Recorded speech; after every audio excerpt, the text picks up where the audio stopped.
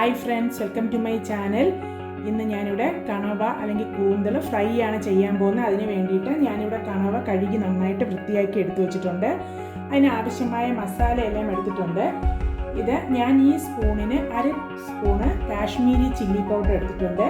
Chilli powder അര spoon എടുത്തിട്ടുണ്ട്. അതുപോലെ മല്ലിപ്പൊടി 1/2 ടീസ്പൂൺ എടുത്തിട്ടുണ്ട്. മഞ്ഞൾപ്പൊടി 1/4 ടീസ്പൂണ്, ഗരം മസാല 1/4 ടീസ്പൂൺ എടുത്തിട്ടുണ്ട്. കുരുമുളക് പൊടി 1 ടീസ്പൂൺ എടുത്തിട്ടുണ്ട്. ഉപ്പ് നമുക്ക് ആവശ്യത്തിന് ചേർക്കാം. അപ്പോൾ ഇതിൽ ഞാൻ എടുത്തിട്ടുള്ളത് കാശ്മീരി ചില്ലി പൗഡറുണ്ട്, മല്ലിപ്പൊടിയുണ്ട്, മഞ്ഞൾപ്പൊടിയുണ്ട്, അല്പം ഗരം മസാല, പിന്നെ കുരുമുളക് പൊടിയാണ് നമ്മൾ കൂടുതൽ എടുത്തിരിക്കുന്നത്. 1 ടീസ്പൂണിന് 1 സ്പൂൺ കുരുമുളക് പൊടിയാണ് എടുത്തിരിക്കുന്നത്. പിന്നെ ഉപ്പ് നമ്മൾ ആവശ്യത്തിന് ചേർക്കാം. ഇനി നമുക്കിതിൽ വേണ്ടത് ജിഞ്ചർ ഗാർലിക് പേസ്റ്റാണ്. അത് ഞാൻ ചെറിയ സ്പൂണിന് 1/4 സ്പൂണോളം ജിഞ്ചർ ഗാർലിക് പേസ്റ്റും എടുത്തിട്ടുണ്ട്. ഇനി നമുക്കിതെല്ലാം ഈ കണവയിലേക്ക് ആഡ് ചെയ്യാം. ഞാൻ ഈ പൊടികളെല്ലാം കണവയിലേക്ക് ഇട്ട് കൊടുക്കുകയാണ്. അതിൻ്റെ കൂടെ തന്നെ ജിഞ്ചർ ഗാർലിക് പേസ്റ്റും ചേർത്ത് കൊടുക്കുകയാണ്. ഇനി ഇത് നമുക്ക് നന്നായിട്ടൊന്ന് മിക്സ് ചെയ്യാം. കണവയിൽ നമ്മൾ വെള്ളം ഒഴിക്കേണ്ട ആവശ്യമില്ല, കാരണം നമ്മൾ കഴുകി എടുക്കുമ്പോൾ തന്നെ അതിൽ ഉള്ള വെള്ളം ഊർന്നിറങ്ങി വരാറുണ്ട്. അപ്പോൾ ഇത് നന്നായിട്ടൊന്ന് മിക്സ് ചെയ്ത് കൊടുക്കുക.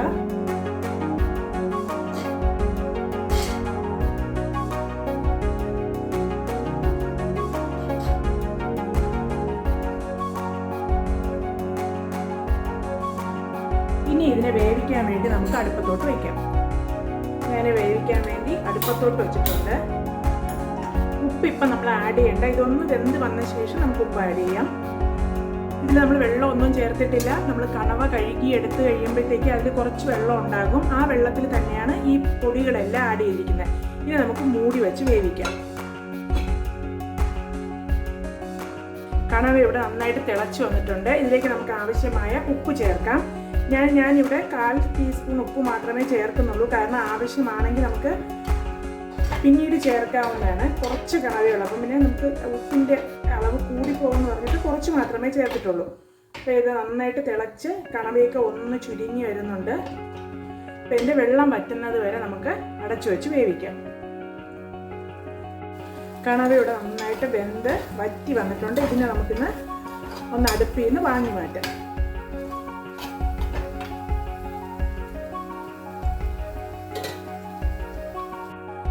ഞാൻ അടുപ്പിലേക്ക് ഒരു ഇരുമ്പ് ചട്ടി വെച്ച് കൊടുത്തിട്ടുണ്ട്. ഇരുമ്പ് ചീനച്ചട്ടിയാണ് വെച്ചിരിക്കുന്നത്. നമുക്ക് ഫ്രൈ ആക്കി എടുക്കാൻ വേണ്ടി നല്ലതെന്നുള്ളത് ഇരുമ്പ് ചട്ടിയിലാകുമ്പോൾ നമുക്ക് എളുപ്പത്തിൽ അത് ഫ്രൈ ആക്കി എടുക്കാൻ പറ്റും. അപ്പോൾ ഞാനൊരു ഇരുമ്പ് ചട്ടി വെച്ചിട്ടുണ്ട്.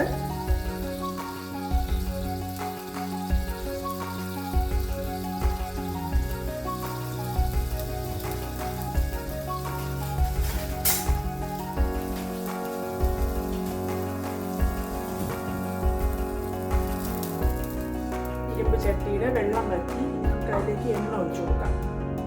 വെളിച്ചെണ്ണയാണ് ഞാൻ ഒഴിക്കുന്നത്.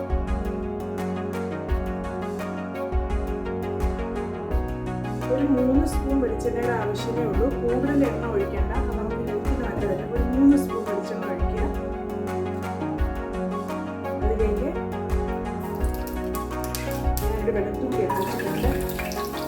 8 വെളുത്തുള്ളി തോലെല്ലാം കളഞ്ഞ് 2ആയിട്ട് മുറിച്ചതാണ്. 8 വെളുത്തുള്ളിയുടെ കഷ്ണം എടുത്ത് വെച്ചിട്ടുണ്ട്.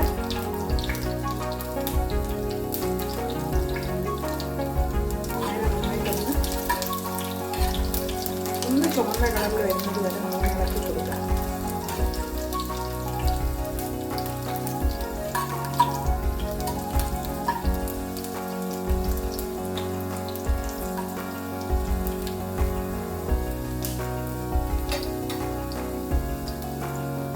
ഇതിലേക്ക് കുറച്ച് ഇഞ്ചി ആഡ് ചെയ്ത് കൊടുക്കുക.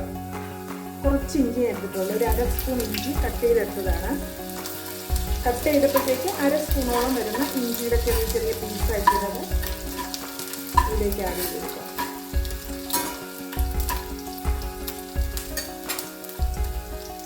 ഇനി ഇതിലേക്ക് ഒരു സവാള നീളത്തിന് അരിഞ്ഞ് ചേർക്കുക.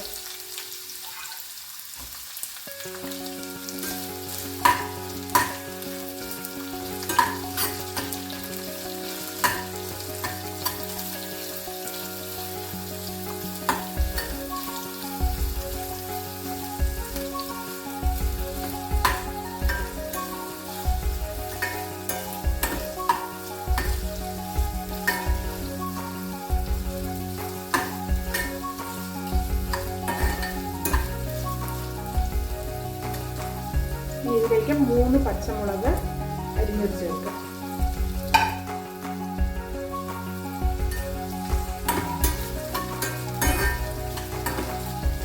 ജസ്റ്റ് ഒന്ന് എല്ലാം കൂടെ ഒന്ന് ഇളക്കി കൊടുക്കാം.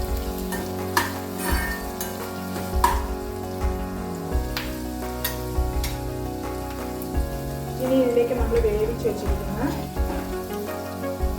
കണവ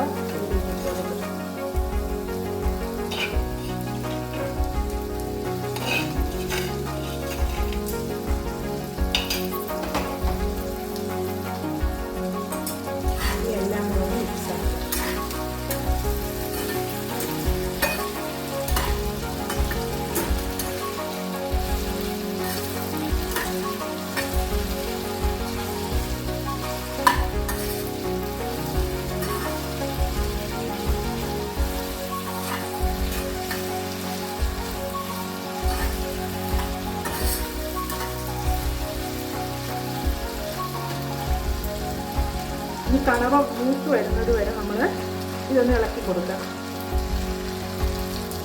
ഇടയ്ക്കിടയ്ക്ക് നമ്മൾ ഇളക്കി ഇട്ട് കൊടുക്കുക. അല്ലെങ്കിൽ ഒരു വശം മാത്രം അത് നന്നായിട്ട് മൂത്തിട്ട് മേളിലുള്ള ഭാഗം മൂക്കാതെ വരും. അപ്പോൾ ഇടയ്ക്കിടയ്ക്ക് നമ്മളിങ്ങനെ ഇളക്കി ഇട്ട് കൊടുക്കുക.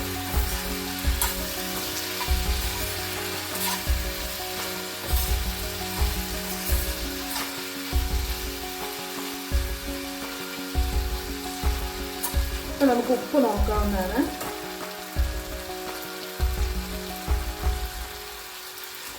ഇതിൽ കുറച്ച് ഉപ്പും കൂടെ വേണം. അപ്പോൾ ഞാൻ കുറച്ച് ഉപ്പ് കൂടി ആഡ് ചെയ്ത് കൊടുക്കാം.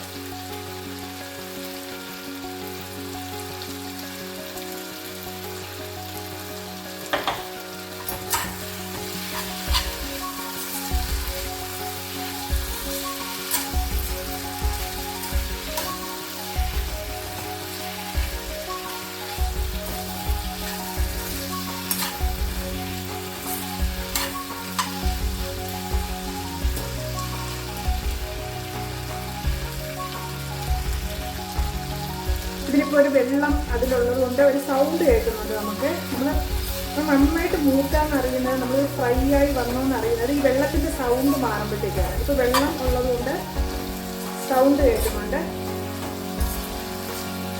വെള്ളം വറ്റുമ്പോൾ നമുക്കറിയാം എണ്ണയിൽ നനവുള്ള സാധനം ഇടുമ്പോഴത്തേക്ക് വെള്ളം വറ്റുന്നത് വരെ ഒരു സൗണ്ട് കേൾക്കും. അപ്പം അത് തീരുമ്പോഴത്തേക്ക് നമുക്ക് ഇതിലെ വെള്ളമെല്ലാം വറ്റിയെന്ന് അറിയാൻ പറ്റും.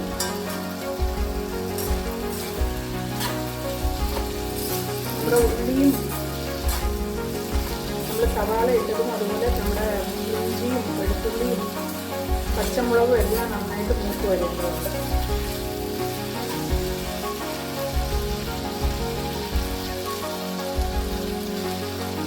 നമ്മൾ ഒട്ടും വെള്ളമില്ലാതെ കണവ ഇടാൻ പാടുള്ളൂ. നന്നായിട്ട് വറ്റിച്ചെടുത്ത ശേഷമേ ഇടാൻ പാടുള്ളൂ. അല്ലെങ്കിൽ നമ്മുടെ ഉള്ളിയൊക്കെ വെന്തങ്ങ് ആ കണവയിലെ വെള്ളം കൊണ്ട് വെന്തൊന്ന് കുഴഞ്ഞു പോകും. ഇതാകുമ്പോൾ നല്ല ക്രിസ്പി ആയിട്ട് നമുക്ക് എടുക്കാൻ വേണ്ടി പറ്റും.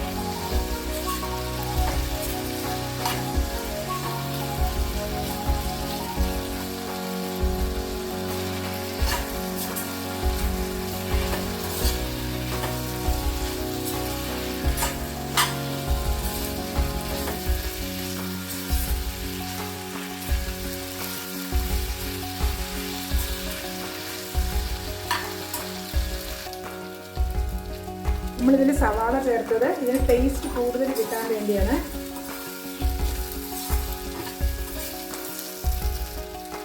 നമ്മൾ കണവ ഫ്രൈ ചെയ്യുമ്പോൾ ഒരിക്കലും എണ്ണയിലിട്ട് അതിനെ ഡ്രൈ ആക്കി കോരാൻ പാടില്ല. അത് നമുക്ക് കണവ ഒന്നാമത് കട്ടിയുള്ളതാണ്. അതുകൊണ്ട് റബ്ബർ പോലെ നമ്മൾ ചവയ്ക്കുമ്പോൾ റബ്ബർ പോലെ ഇരിക്കും. അപ്പോൾ നമ്മൾ എണ്ണയിൽ ഇട്ട് ഡയറക്റ്റായിട്ട് എണ്ണയിൽ ഇങ്ങനെ ഇട്ട് മൂപ്പിച്ച് കോരുകയാണെങ്കിൽ നമുക്കത് ചവയ്ക്കാൻ ഭയങ്കര ബുദ്ധിമുട്ടായിരിക്കും. അതുകൊണ്ട് വേവിച്ച ശേഷം നമ്മൾ ഇങ്ങനെ ചെയ്യുന്നതാണ് നല്ലത്.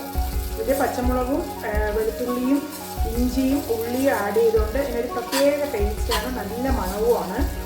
പിന്നെ കണവയൊക്കെ എല്ലാവർക്കും ഗ്യാസിനൊക്കെ ഇത്തിരി പ്രശ്നമുള്ള സാധനമാണ് കഴിക്കുമ്പോൾ. അപ്പോൾ അത് വരാതിരിക്കുന്നതിന് വേണ്ടിയാണ് അതിൽ കൂടുതൽ ഇഞ്ചിയും വെളുത്തുള്ളിയും ഒക്കെ ആഡ് ചെയ്തത്.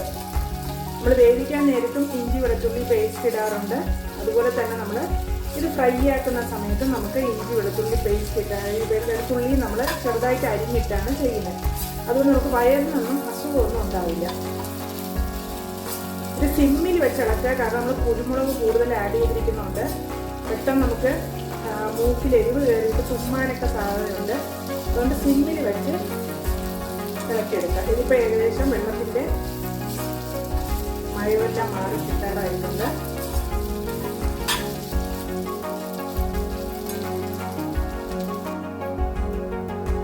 കണവ നന്നായിട്ട് ഡ്രൈ ആയിട്ട് വന്നിട്ടുണ്ട്, നന്നായിട്ട് ഫ്രൈ ആയി.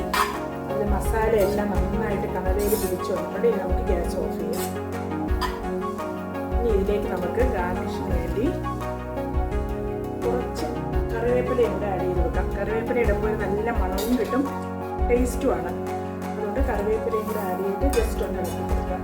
ഗ്യാസ് ഓഫ് ചെയ്ത ശേഷം ഇട്ടിട്ട് നമ്മൾ ഇളക്കിയാൽ മതി.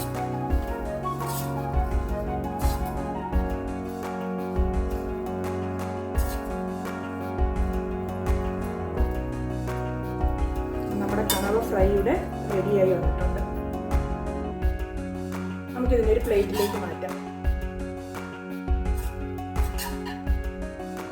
ഭയങ്കര ടേസ്റ്റാണ് ഇത് കഴിക്കുന്നതിന് വേണ്ടിയിട്ട്. നല്ല എരിവും എല്ലാം ഉള്ളതുകൊണ്ട് നമുക്ക് രസം ഒക്കെ ഉണ്ടെങ്കിൽ രസത്തിൻ്റെ കൂടെയൊക്കെ ഇത് മാത്രം കൂട്ടിയിട്ട് നമുക്ക് ചോറ് കഴിക്കാവുന്നതാണ്. നല്ല ടേസ്റ്റാണ്. എല്ലാവരും ഒന്ന് ട്രൈ ചെയ്ത് നോക്കണം. നമുക്ക് കണവ തന്നെ പല വെറൈറ്റിയിൽ നമുക്ക് ഉണ്ടാക്കാൻ പറ്റും. നമുക്ക് തോരൻ വയ്ക്കാൻ, കണവ അല്ലാതെ കറി ഉണ്ടാക്കാൻ പറ്റും. ഇവിടെ കണവ നമ്മൾ ഫ്രൈ ആണ്.